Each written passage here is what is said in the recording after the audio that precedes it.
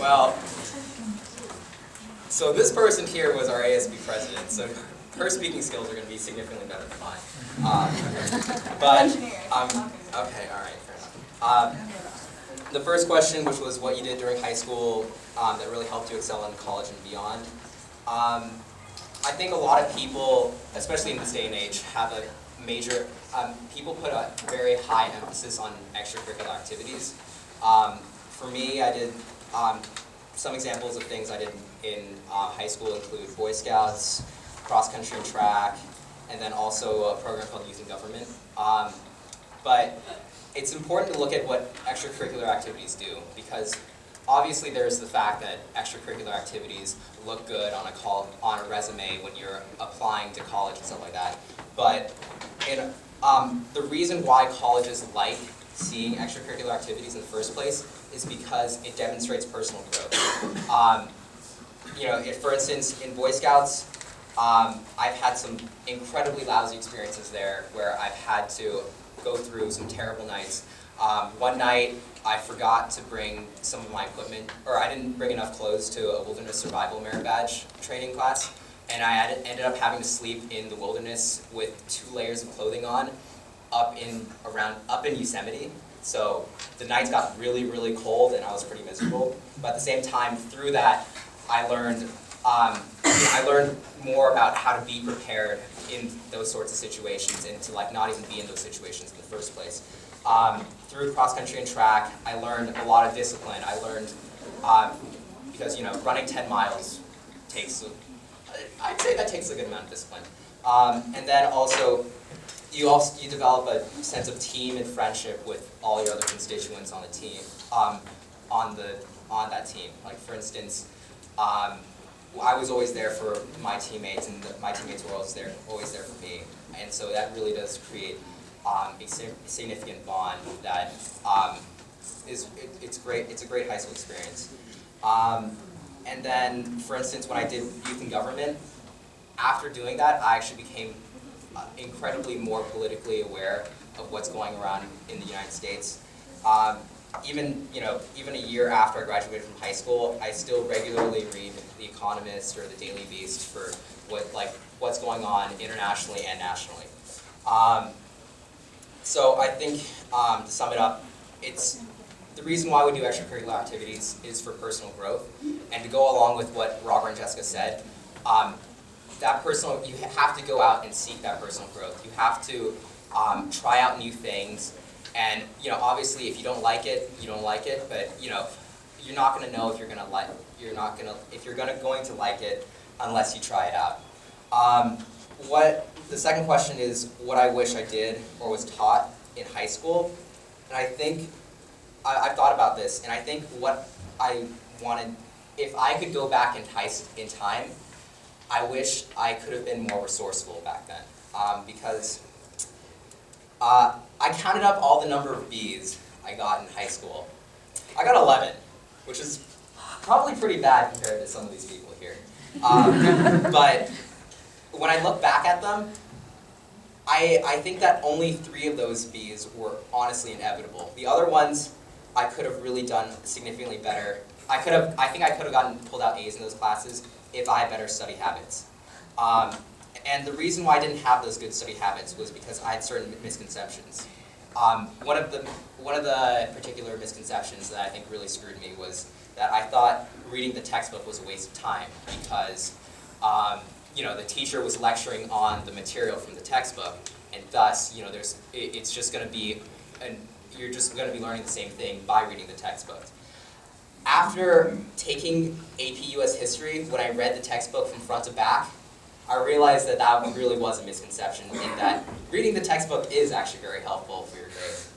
Another thing is going to your teacher and seeking advice. A lot of times when people do badly on a test or an essay or something, they'll be all gloomy and be all sad about it, and then maybe they'll work a little bit harder their next essay. But the problem is, sometimes you're going to get stuck and you're not going to know you don't know which direction you need to go to. And so that extra amount of time you put in is not going to be that helpful. What you really need to do is to go in, find your teacher, and explain to them what you're having trouble with, and so that they can guide you. I have a friend named Adam Mansour. He told me in senior year he got stuck with a really, really tough English teacher. And he was absolutely worried that he was going to get a B in the class because almost everyone ends up getting a B in the class. I'd say like 90% of the class.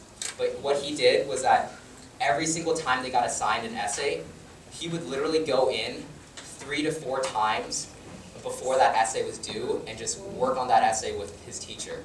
And so in the end, he actually did pull out an A. He was one of 3 people in his entire class to get an A. And he's a great writer, but I wouldn't say he's like exceptional, especially in like Palo Alto. Discuss strengths and weaknesses associated with the upbringing of Chinese parents. I think one of the greatest strengths is that that Chinese parenting instills a lot of discipline inside students, which is definitely a really necessary skill, and that's something that's very important to teach your child when they're younger. Also, what I really like is the traditional Chinese view on intelligence, and that being that intelligence is not something that's inborn, but it's something that can be achieved through hard work. And thus, like when you mess up on a math test, for instance, your parents aren't going to say, oh, you messed up because you're not smart. They're going to say, oh, you messed up because you didn't put enough effort. You need to try harder. And that motivation is what can get you to really succeed later on in life. At the same time, I think one of the weaknesses in Chinese parenting is that that parents are afraid that their children are going to mess up or like fall off the straight path.